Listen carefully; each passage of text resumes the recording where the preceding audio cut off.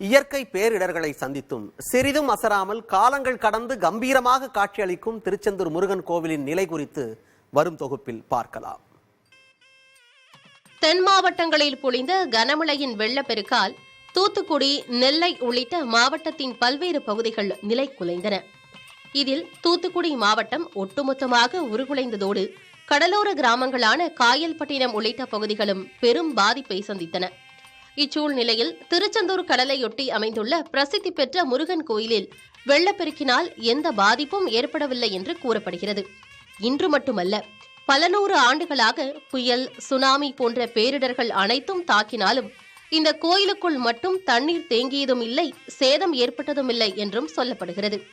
இதற்கு காரணம் கோயிலின் கட்டமைப்புதான் என வியப்போடு கூறுகிறார் பல ஆண்டுகளாக அக்கோயிலில் பணியாற்றும் அர்ச்சகர். இப்போ இந்த கோயில் கட்டமைப்பு இதுவரைக்கும் சுனாமி வந்த போது எந்த பாதிப்பும் இல்லை. இதுக்கு முன்னாடி 3 வருஷத்துக்கு முன்னாடி கோயிலுக்குள்ளெல்லாம் தண்ணி வந்தது. அப்போ என்ன பண்ணாங்கன்னா, தேவையில்லாத மடைகளெல்லாம் அடைச்சி வச்சிருந்தாங்க இந்த சுனாமிக்காக. அப்புறம் அதை அடைச்சி விட்டு எல்லாம் விட்டதுக்கு போக ஒரு அரை மணி நேரம் இல்லை, 1 மணி நேரம் தான். அப்புறம் மழை தண்ணியெல்லாம் போயிடும். இப்போ ஊரை சுற்றி இருக்கிற தண்ணியெல்லாம் இப்போ முந்தா நாள் 4 நாளைக்கு முன்னாடிலாம் மழை பெஞ்சுது. இப்போ இங்கே பார்த்தீங்கன்னா எந்த தண்ணியுமே இல்லை. கிரிப்பிரகாரத்தில் வரும்போது கடல் மேலே அந்த சிவத்தில் ஒட்டுமா, அப்புறம் அந்த கடல் எல்லாம் மேலே விட்டோம் ஜில்லுன்னு இருக்கும். இப்போ அந்த மாதிரிலாம் இல்லை. இப்போ அந்த மாதிரிலாம் இப்போ அந்த மாதிரி ஒரு வாய்ப்புகள் இல்லை. எந்த தண்ணி வந்தாலும் நிற்காதீங்க.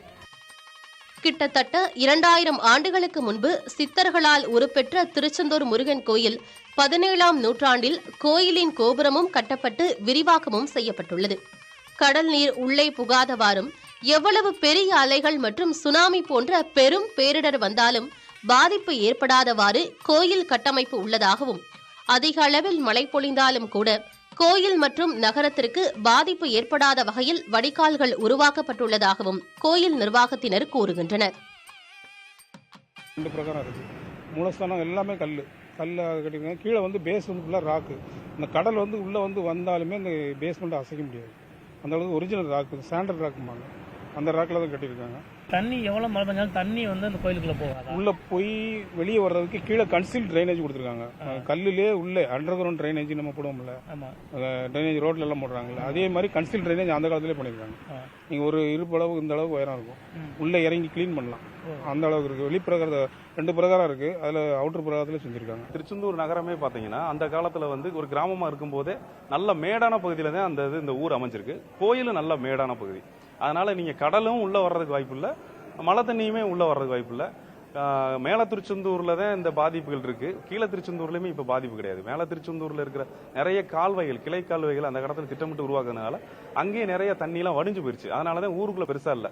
மழை பெஞ்சாலும் உடனே அந்த பள்ளமான பகுதிக்கு ஓடுனதுனால குடியிருப்புகளுக்கு இங்கே பாதிப்பு இல்லை. மேல திருச்செந்தூர்ல மட்டும் கொஞ்சம் பாதிப்புகள் இருக்கு. எவ்வளவு பெரிய வெள்ளம் ஏற்பட்டாலும் தற்போது மட்டுமல்ல, இனிமேலும் சிறு பாதிப்பு கூட இக்கோயிலை அணுகாது என்று அக்கோயிலின் பொறியாளர்களும் நிர்வாகத்தினரும் நம்பிக்கையோடு தெரிவிக்கின்றனர். அன்றைய காலகட்டத்திலேயே திட்டமிட்டு உருவாக்கப்பட்ட நகரமாக திருச்செந்தூர் திகழ்வதால் இன்றளவும் பெருமழை மற்றும் பெரும் வெள்ளம் ஏற்படும் போது கூட இந்த கோயிலுக்குள் தண்ணீர் புகுவதில்லை என்றும், அதேபோல் இந்த கோயிலை ஒட்டிய பகுதியில் மழைநீரால் எந்த பாதிப்பும் ஏற்படுவதில்லை என்று வியப்போடு கூறுகின்றனர் இங்குள்ள அதிகாரிகளும் மற்றும் கோயில் நிர்வாகத்தினரும். புதிய தலைமுறைக்காக தூத்துக்குடி மாவட்டம் திருச்செந்தூரிலிருந்து ஒளிப்பதிவாளர் அப்துல் கபூருடன் சுபமுத்து, பழம்பதி.